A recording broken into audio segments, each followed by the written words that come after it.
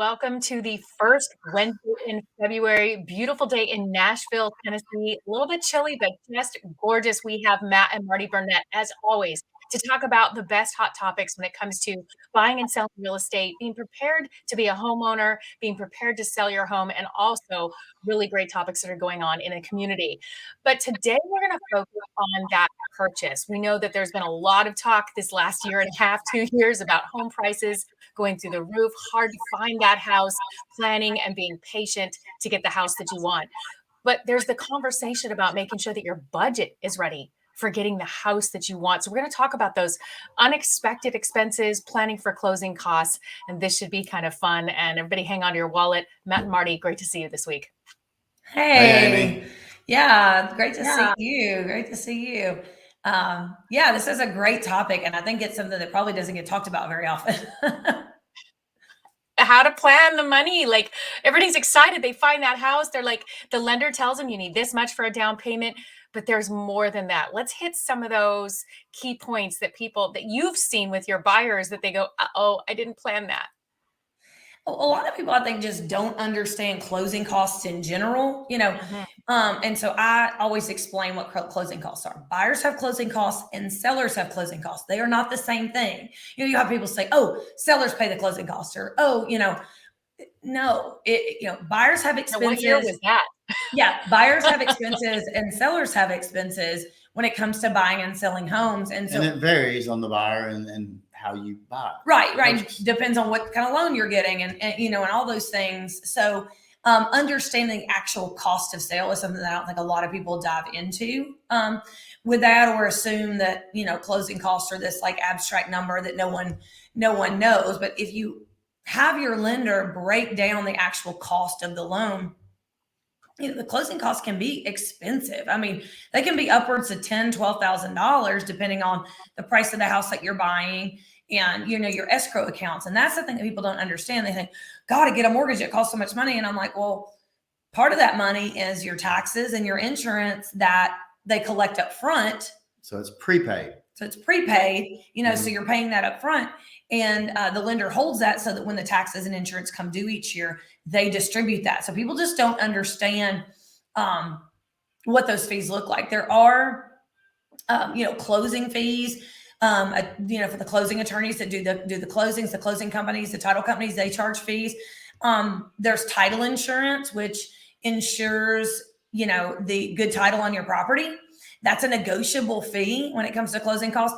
It was customary on a resale in our area that the seller would pay that. Well, with the booming market, sellers aren't paying that anymore. They're not paying anything for you right now. So that has flipped and is now more often a buyer expense. So just understanding what closing costs are and where that money is going, I think is important. And I think people miss that.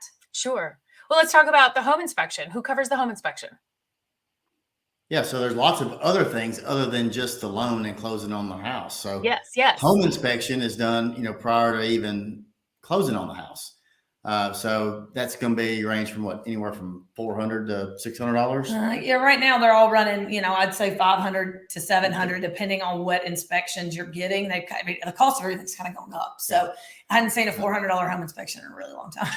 Okay, everything's expensive to me. It's all going up. But anyway, the buyer. That's working on 2,000. I'm keeping my calculator here. Yeah. Okay, keep going. The buyer's going to pay that expense directly to the inspector the day of or just before inspection.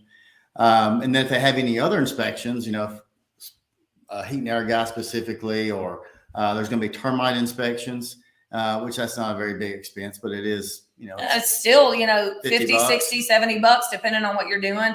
If you want to do radon, that's another, $175. So like these things can really add up. And if you've got a big house at the initial, because the home inspections are typily based on square footage, right?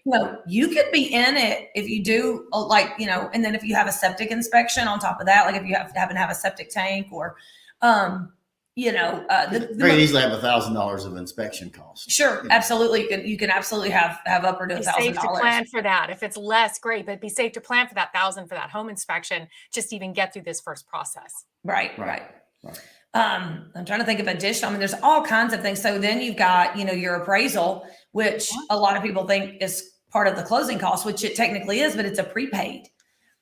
So you're having to pay that up front. You have to have that cash in hand. So your appraisals used to be about $500. Now they're running anywhere from 700 to 800. Well, there's such a high demand for it, isn't there? And I Mhm. mean, the cost of everything have gone up. So again, that needs to be factored. That's a good one.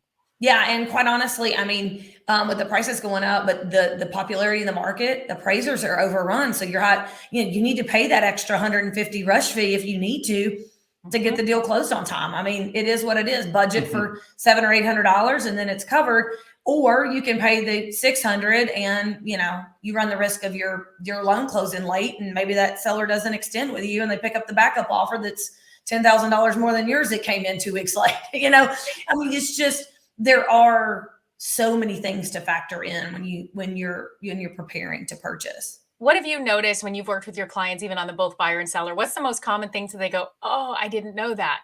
Oh, I didn't see that coming. I didn't realize that was going to cost." Besides that home inspection, maybe the appraisal, are there other items that you see kind of sneak up on people that you notice is a common thing that we want to get that awareness out to? I think probably one thing that people don't realize, and it's not a massive expense, but utilities. I mean, those a lot of times will cost They want you. the deposits. Yeah, deposit, and there's occasionally they'll run your credit. If it's good enough, your deposits are less or whatever. But I think now, for the most part, and so if you have, let's say you have water and electric that are together, but then you've got gas that's separate, or what. I mean, you may have several $100s in utility cost connections that you don't think about. I think Something else that hit me one time several years ago, I had no idea, but when you start pricing out blinds to cover up all the windows. Yeah, that's a good one. Yeah, that's a really good one. Nobody something you don't really, especially if it's a brand new house and there's no blinds at all or window covering. Sure. Or you're moving, you left everything in the last house, and now this one they maybe didn't have it, or you don't like it at all, you want to change it out, or they need to be fresh. That's a huge expense of just even being able to cover those windows for your privacy and weather. That's an upfront, not upfront, but as soon as you move in. Most times refrigerators don't come with houses. Sometimes they do, it's negotiating. Right. Refrigerators and washers and dryers. I've had a lot of people from out of state. That must be like a local thing, because a lot of people from out of state, they're like, "We have the refrigerator and washer dryer part of the appliance package they stay." And I'm like, "No, not here." I mean, it's very rare somebody leaves their washer and dryer, and it's about a 50-50 shot if they're going to leave their refrigerator. Yes. The builders don't put them in. So typically, yeah, I mean, you're looking at another, $2 or $3 grand, depending on what kind of refrigerator you're getting. So that's actually a really good one. And then, washer and dryers, whatever those cost. Right. I've also seen another thing being lighting. Sometimes you're moving into that new house and they didn't quite have the lighting, or they had all lamps and took them with them. And now you need to make sure that you're putting in the right lighting for when you move in as well, which can also add up. Sure.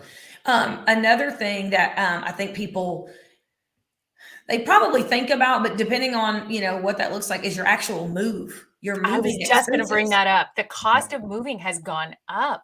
Everything's gone up. Yeah. But even if you're going to move yourself, you still have to rent U-Hauls. And I'm going to tell you, the truck is never big enough. Never. I cannot tell you one time that I have had a buyer that's actually gotten the appropriate size truck. It's always, well, we got most of the stuff out, but the truck wasn't big enough. So now we've got this, and this left. And, here we go. I mean, every single time the truck is never big enough. And two friends are never enough. Right. So, and if you're actually hiring movers, like professional movers, they have to be booked out. I mean, weeks and weeks and weeks and weeks in advance. Like, it is almost impossible to get movers out of. Which is tricky when you don't know what your closing date is yet, or you're getting that property at the last minute. You've been bidding on several properties. How are people adjusting to having a mover ready in their back pocket? Or is everybody getting that big, U-Haul truck and roping in all their friends, because it's difficult getting those movers on the books? Yeah, my recommendation on that would be get a pod and have it held till they can bring it to the new place, and if it's fairly local. I mean, if it's not, they carry the pods, I think they do that where they carry them in transit to other places. But yeah, I mean, it can be a real logistical nightmare. That's why with a lot of my sellers, we do the staging and that sort of thing. And I tell them, clean out the closets, clean out the drawers. If you're not taking it with you, get rid of it before we put the house on the market. That Because way it's going you're to not cost you to move it. Yeah. It's Why are you're you going to paying pay to move somebody. it just to go into the new garage so that you can take it to Goodwill then? Like, part of Right. our prep for our sellers is prepping for the move. Like, you are moving. All this stuff's not going with you. Decide the stuff that has to stay, get rid of everything else, because it is going to save you time, money, and stress. Especially with all of these other expenses. If you're saving an hour off that move because you didn't bring items that you planned ahead for, that might be paying for that home inspection or that appraisal that you didn't realize was going to cost, or that rush on the appraisal. Every dollar counts in the move, and it adds up so fast. And then they get into the house and wait, but I want to buy new floor rugs, or I want some new patio furniture, and all the money has gone into that move and those closing costs. And that can be disappointing for some buyers. Yeah, absolutely. And then when you're talking about moving into a new house, even if you're moving from one house to another, you're letting that refrigerator dwindle down. Yes. You're letting all your groceries dwindle down. So your first 2 grocery runs at the new house are cleaning supplies, mustard, mayonnaise, ketchup, pickles, hot sauce, all that stuff you take for granted staples that's in your house. You have to refurnish all that, because typically you're letting all that stuff run out, or you're not hauling, a half used thing of hot sauce. You're like, I mean, I know it sounds kind of silly, but that's $3 or $4. And when you do that times 10, then you're all of a sudden at $30. And then so all of it adds up. So I think just preparing to not drain yourself completely on the move, because it never, and it never fails. You move that old sofa you said you were going to take with you, goes in, it doesn't fit, or it doesn't look right. So then you're thinking, oh man, I really need a new couch, or really need a new chair, or this living room is bigger than what I thought, and our furniture looks like, dollhouse furniture in here. So you want to make sure and plan for all of it. Even having the new place deep cleaned before you go in. You want to start it fresh, paying a team to come in and do a nice deep cleaning on that new property, maybe right after you get your furniture in or right before move day, is also a really nice way to start fresh in a new home, and another expense that gets added on there.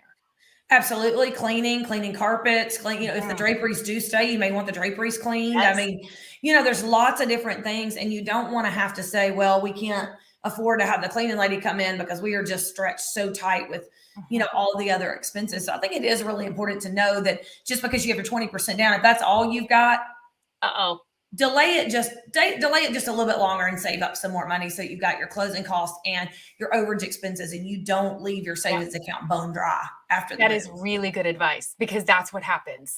And it's sad. You see new homeowners so excited they got in that property, and now what? Now all those extra little things that they didn't realize was going to zap everything, and no one can't. Oh yeah, and they're sitting in lawn chairs in the living room. I've heard people say, yeah, you know what? We just bought our house and I'm just bleeding money. Like, every time you turn around, somebody wants $100, $200, $500, $600, and they're just like, and so I think it can be like a water hose in your face. So if you map out those expenses, know what they're going to be, then you can plan for it. It's not because moving's stressful, period, in a story. So our job is really, what we try to do is just make it minimally stressful. So if you can plan and know, and it's not going to save you any extra, unless there is the whole thing of when you get into an emergency type situation where you got to have something done, you're always going to pay more for it than if you planned it ahead of time. So it does save you money to plan. But what I'm saying is, you're still going to have the same list of expenses, but at least if you've planned for them, it's not as stressful on you. And if mentally or financially. Yeah, anybody's watching this and you're stressed and you're like, wait, I think I missed some of that.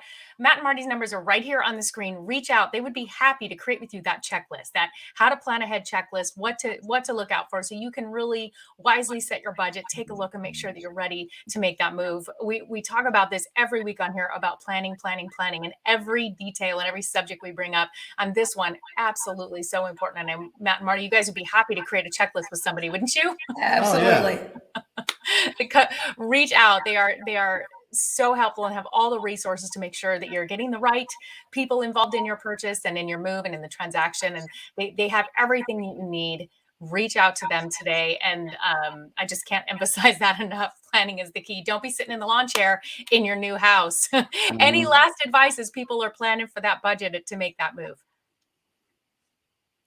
I just think, know your expenses, have your list, and plan ahead of time. And if you have the list and you have the expenses mapped out and you realize that it's going to be tight, or you don't have the money, just delay it.